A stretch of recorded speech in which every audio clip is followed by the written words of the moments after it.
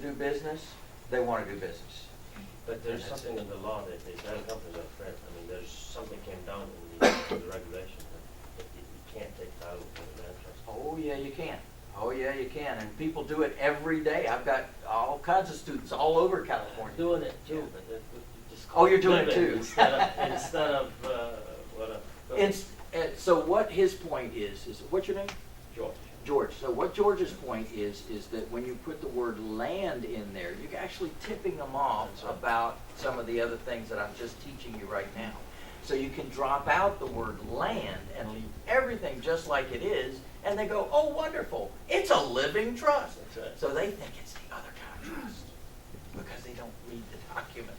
But in the documents, it actually spells out that it's really a land trust. So you get the benefits of the land trust. And there's a lot of good that can come from how you set yourself up now so that when something happens in the future, you're actually protected in that whole process. Now, here's one of the cool things also about a land trust. Excuse me, look, I need to go. For the record, I live and breathe in California, in Los Angeles. I've done more than 37 transactions, all through land trust. Thank you, sir. That's a beautiful thing. Yeah, baby. Tom, have you got some water for me? That would be a wonderful thing. Thank you. All right, so let's say that now you've placed the deed in the name of the trust, right? And now the trust owns the property, and it is personal property interests. Well, think about this. Now we can create a layered trust strategy. So we can have the land trust have a beneficiary, and the beneficiary could be another trust. And then, if there's a lawsuit, this is you. And you get to hang out behind the trust, and you get to see what's going on. And then you can decide who the beneficiary of the personal property trust is going to be. Now, who could be, or what could be, the beneficiary of a personal property trust? Another trust! Or an entity, such as LLC or corporation or limited partnership. So all the entities that you've heard about before don't necessarily have to go away unless you want them to. They have a place here too. They can be the beneficiary of the trust. So if you want to use those. Now think about that. Here in California, do you guys have a challenge with setting up entities? What's that challenge? $800 a year. Yeah. Exactly. $850, is it? It used to be $800. $800. It is a. It's $800 franchise tax, right? So you got to pay every entity you set up. You got to pay that fee. Now watch this. So you go to an attorney and say, "I'm worried about asset protection, and I'm worried that something could happen over here and it could infect everything I've got. And I've got 10 properties." And what's the attorney going to say? Why don't you set up a separate LLC for each property? Wouldn't that be brilliant? And you go, that will only be $8,000 a year to the state of California. Plus annual dues, annual fees, and annual tax returns, right? CPAs, we've got to pay everybody else in the world too. What an idiot solution that is. No way are we going to do that. Now watch this. What if instead we take the 10 different properties, we deed out of our name into the trust name, and we have 10 different trusts. But we take one LLC and we make that the beneficiary of all the 10 different trusts. Would that be a good thing? Mm-hmm. Yeah. Now, trust. No annual dues, no annual fees, no annual tax return. Is that a beautiful thing? Yes. Yeah. Baby. Why is that? Because these are established under the IRS code 671 through 678, which states that trusts like this don't have to file a tax return. The beneficiary has to file a tax return. So if the beneficiary is an LLC, it files a tax return. Beneficiary is you file a tax return. But no separate tax return is due. Is that a good thing? Yeah. That's a beautiful thing. So what did we just accomplish? We just moved our name off public record. We just put the properties in individual trusts, and we just made the beneficiary of those trusts ourselves or an entity. And now we just saved ourselves $8,000 on 10 properties per year. Imagine that, per year. Plus annual dues, annual fees, and annual tax returns, too, on top of all that. So, there's a way. Now think about this. Your personal property trust, think about your vehicles in your name. Would you agree with me that the highest liability thing you have is the vehicle that you drive? Yeah. Oh, California, there's never any wrecks in California. Or people that cause wrecks. Don't have to worry about that if you're not the owner. What if instead you had your vehicle in trust? Each vehicle in its own trust. And what if your company, your management, leased it from the trust? And what if there was a lease in here where you could actually do that? And what if there was documentation to do all of what I just described right here? So like I said, Saturday we're going to do implementation of this. We're actually going to do the paperwork. We're going to create this together. So it's a very powerful thing that we've got the opportunity to do. And the cool thing about this is you can do it yourself. Now you're welcome to get an attorney if you want to. You're welcome to run the documents by an attorney. No problem with that. By the way, I got a lot of people already using them in California, like a lot. So you've got the opportunity to save a fortune. Would you agree? How much would an attorney charge you to do those 10 trusts, or those 10 LLCs? $400 an hour. $400 an hour, and sometimes they'd have a flat fee of like $500 per entity. Right. So that's only another $5,000. So state of California, $8,000 a year, and the attorney $5,000 to set the whole thing up. Oh gosh, don't we feel good now? It's just extremely expensive for no good reason. For no good reason, because once you've got the documentation, you can do it yourself. Now, what can go into trust? Well, houses can go into trust. This is a condominium complex we did. Each one of those condominium units is in a separate trust. How about that? Wait, And this is a hotel that I built from the ground up. Holiday Inn, from the ground up. It was built in a trust, and it was managed by a different trust. Think about that. Land. This is a development I did. Look at there. Or excuse me, that a trust did that I'm familiar with. It's owned by a trust. Divided it into lots, did the whole thing. Amazing. Here's another land development that a trust did that I'm familiar with. So anything can be done essentially in trust. So what if you do, say the apartment building is owned by multiple people under one LLC? I'm glad you asked that. So the LLC could be the beneficiary. So the deed can be in the name of the trust. The beneficiary can be the LLC. The distributive shares can be inside the LLC.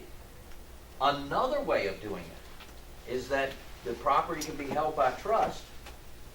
Individuals can be beneficiaries of that trust with their respective shares. Another way of doing it is that the building can be held by the land trust, and multiple different personal property trusts can be the beneficiary of the land trust.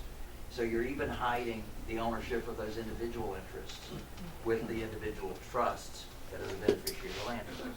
How many of you like this so far? Is this a good thing? Oh yeah, baby, this is a game changer, no doubt. Yes, sir. Are the names of the beneficiaries of trust on public record? No. Isn't that a beautiful thing? It's a The trust. private matter. It's a private matter. There is a thing called, in California, called a certificate of trust. And a certificate of trust, you have to reveal information about the trust. All right? So that, and I use something called an affidavit of trust. You're gonna file your certificate of trust, and you're gonna file my affidavit of trust. My affidavit of trust is designed to have people go away, basically. Once they read that affidavit of trust, it prevents them from further inquiry into the trust. And it states so on public record at the time that you transfer the property trust, not later, right now. When we transfer the property trust, we attach that affidavit of trust and publish that on public record. So how to hold title, give privacy, protection, and probate avoidance. And then on the personal property trust, protect your bank accounts, vehicles, stocks, etc. So I said earlier that you won't even have to have a personal bank account anymore because you can open bank accounts in trust. And in fact, you're going to be the trustee of that trust. And you use this thing called a personal property trust to open the bank account.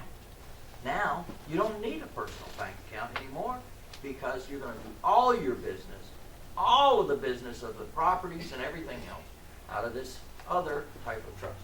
Now, I'm about to show you a little chart here, and a lot of this will make more sense. All right, so, yes. On the personal property trust with the banks, you do not need an attorney to have the document signed? No, absolutely not. Really? You can do it yourself. In fact, what I have you do is obtain an EIN number from the IRS first, and the form to do it is in here. Right. And then you obtain that first. And the name of the trust you sign? In the name of the trust. Okay. And then you walk into the bank. Sure. And you set up the trust bank account. Okay. And you're the trustee. Not sure. So you're going to control the money, We did right? that in the IRA, but this one here. That's a beautiful thing, isn't it? Yeah. Now think about that. So when somebody's coming after you, or they've got a judgment against you, guess what? You don't own anything. They got a judgment against you personally. You were the driver of the vehicle, or whatever the case is. You don't own a thing. You as you is a different you than you as trustee.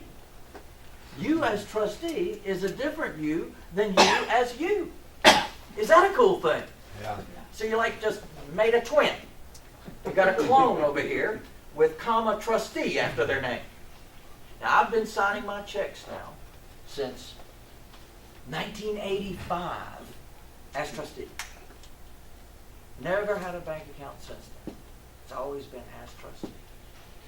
Think about this. So basically, you don't want to commingle your personal account Absolutely, you can. and the trust account. I'll show you. I'll show you. We're getting there. All right. Is this getting better? Yeah. Yeah. I don't see anybody dozing off. This is good. This is real good.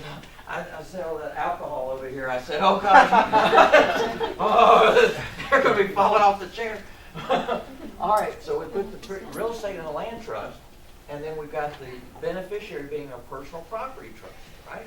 That you can name anything you choose. Now, let's say that we create this scenario. We're going to show you some other benefits now. What other benefits do trusts offer? Over 30 different benefits that you can get from trust that you can't get from any place else. How many of you like that plan? More benefits for you by simply doing some documentation. So privacy of ownership, transactional privacy, government has limited control. Now, what do I mean by that? Anybody ever had any tussles with the housing code department? Housing code. You've all got violations on your properties. I don't even have to go look. It's a given that things are wrong, right?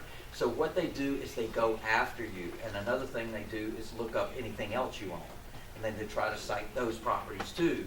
And they make you a big bad ogre when you didn't even know the screen had a hole in it that big. All of a sudden now you're a horrible person on the planet. So what if instead each property was in a different trust by a different name? Is it hard for them to connect the dots? Absolutely. And you're just a manager. That's all you do. You just manage property. That's your whole job. Now, no relationship with state government. Now, this is interesting. So trusts, over here, trusts have no relationship with state government. Now, what do I mean? An LLC, a corporation, a limited partnership are creatures of the state. They are creations of the state. A trust is not. A trust got here before any of them did. The trust came over on the Mayflower. So the trust has been going on for eons. For centuries, trusts have been around. Long before LLCs and corporations. Isn't that a beautiful thing? Now see, LLCs, corporations, limited partnerships are a way that government can control you. Do you understand that? They are a control mechanism and a taxing mechanism. Trusts, they cannot do anything about. The only thing they can do is pass laws of administration to administer the trust, but they cannot outlaw it because the trust got here before the laws did. Is that a beautiful thing? Aha. So, how many of you believe this provides asset protection? Everything that I've said so far. Now, we're not done yet. Difficult to collect judgments and liens. Now, here's how this works. If somebody comes after you and you don't own anything, is it difficult to collect? Yeah. Just ask any of your tenants, right?